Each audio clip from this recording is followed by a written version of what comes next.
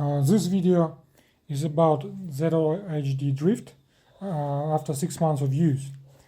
While it's overall good plane, very nice glider, but there are a few things you need to be aware of. First of all, since it has a huge control surfaces, even small deviation in shape would result in a larger trim on your radio.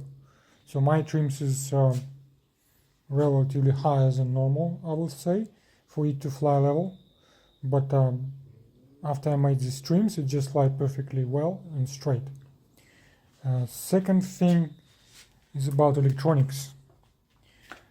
ESC has a power coming out of it, but unfortunately it's not 5 volt, it's whatever battery is, and I have to solder adapter, 5 volt adapter to power up the camera.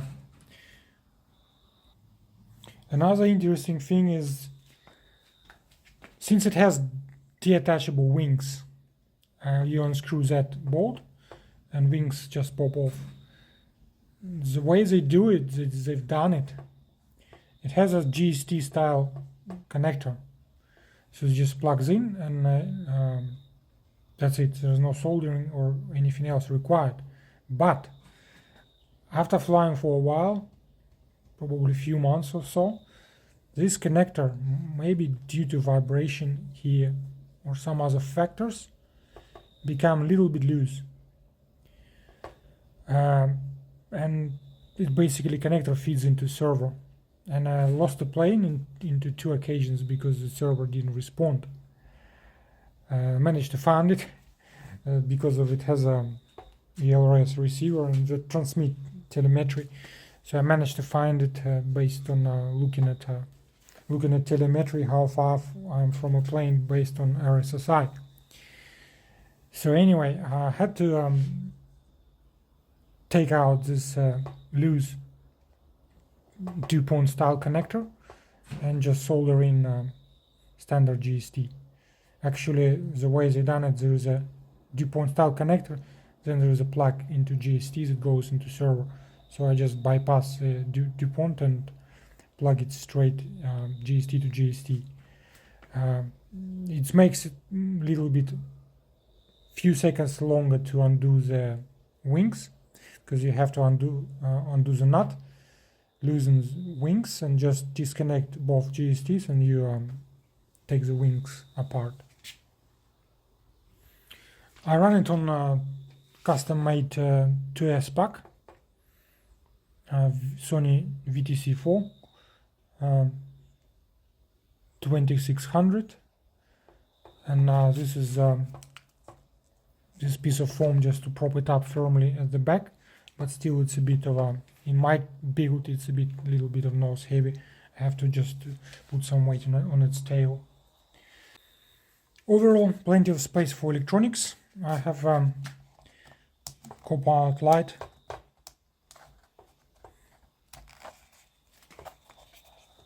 and this compartment with GPS. GPS is under this plastic label. That's Kopilot lite, and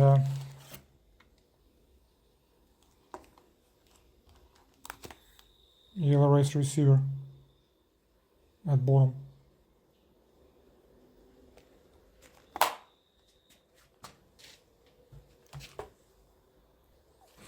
And one thing to note about Kopilot. First of all, when you do auto launch, when you put it into return to home mode and throw the plane into auto launch, you won't be able to control the plane, because you need to it will fly by itself. But to do it, you just need to put it back to manual or stabilized mode. Then you can take control. Few notes about Kopilot.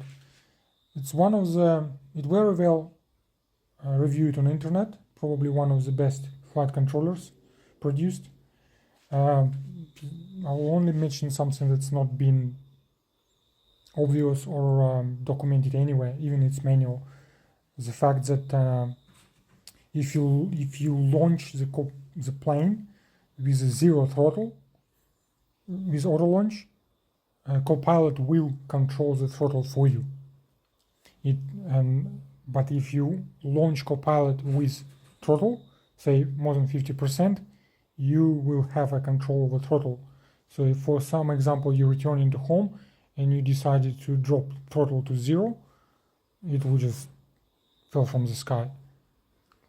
But otherwise, if you launch it with 0 throttle, Kopilot will 100% control throttle for you and will return to home by itself no matter what. I hope this was useful, and we'll see you in the next video.